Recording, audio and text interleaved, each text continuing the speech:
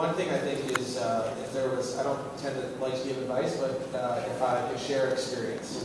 We have had so many volunteers come to us and want to work with executives on orders, and they get really excited. We're like, well, we want to use your core marketing expertise, your core logistics expertise. And they volunteer with us once, and then they're like, this feels too much like work.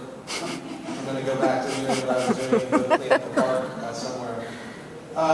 But what was transformational on the Business Core project is getting the companies to agree to allow their employees to volunteer on company time.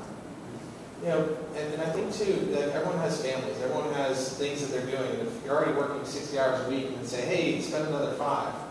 But if you can have that same 60 hours, but 5 of them get to be spent on this project that aligns with your core strategy, your core HR strategy, your core business development strategy, your core brand strategy, and it's important to the company, it just changes the game. Because sometimes it's just a phone call from the senior vice president that opens up the door.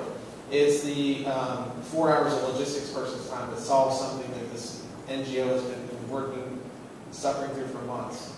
You know, a website gets attacked and a Microsoft engineer knows how to fix it in 5 minutes, where that NGO doesn't have that access. It would take them forever. So I just encourage those here. I know there's tons of volunteer efforts going on. But from our experience, the best way to really align this with your core business is to find a framework to get people to volunteer on company time. Maybe you can create, you know, say we're going to give 6 months of time, create a project code, and then people can volunteer, and then bill against that code or something like that. But from our experience, see a lot of inefficiency in the volunteer space. Thank you. Mike, any very top line final thoughts? Just one thought I want to re-emphasize one more, and that's engaging some of your younger employees or perhaps some of your future employees that are just coming out of college. It's amazing some of the ideas we've seen come from these individuals on CSR-related themes and topics. One company I work with in Mexico, they actually brought on an intern to work on CSR, and 2 years later that person is heading up their entire CSR program because of some of the new thoughts and ideas that were not available at the time before they arrived. So I think there's a lot of potential out there. I mentioned there are a lot of universities that are shifting the focus to this within their business degrees. I think it's a great well we all should think about tapping into as well for new ideas and new innovative thoughts on your CSR programs. Thanks, Mike. All top line thoughts? Yeah, again, you know, this idea of partnership, being a convener, is really compelling to us. And just one example, Flint Global Initiative, I give, you know, hats off to them for the model that they've created. And, you know, one thing that Alcoa brought together was this action to accelerate recycling. We brought 90 companies and NGOs together.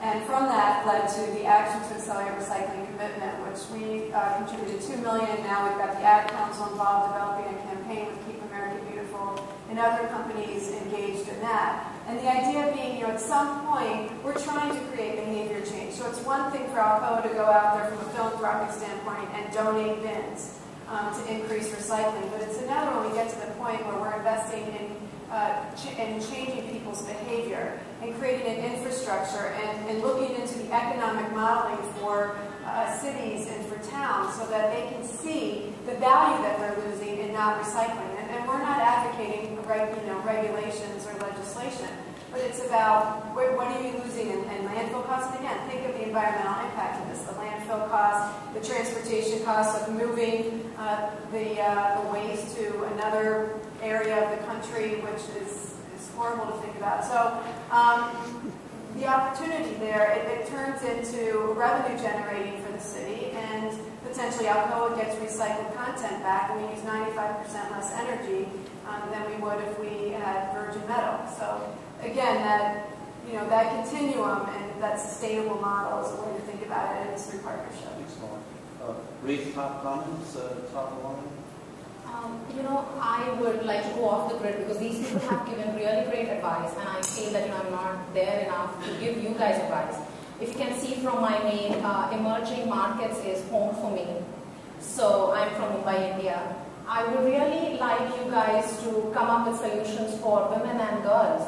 For DSM, we are focusing mostly on pregnant women, on infants, because that's where, you can make the maximum impact of micronutrient deficiency. And I see, brilliant minds here, great companies here. Focus on women and children. I saw Nick Rostov's Half the Sky, most of you guys have seen them. And I am a direct product of, women being given an opportunity. So that's my humble humble and very personal request to you all. Thank you. So now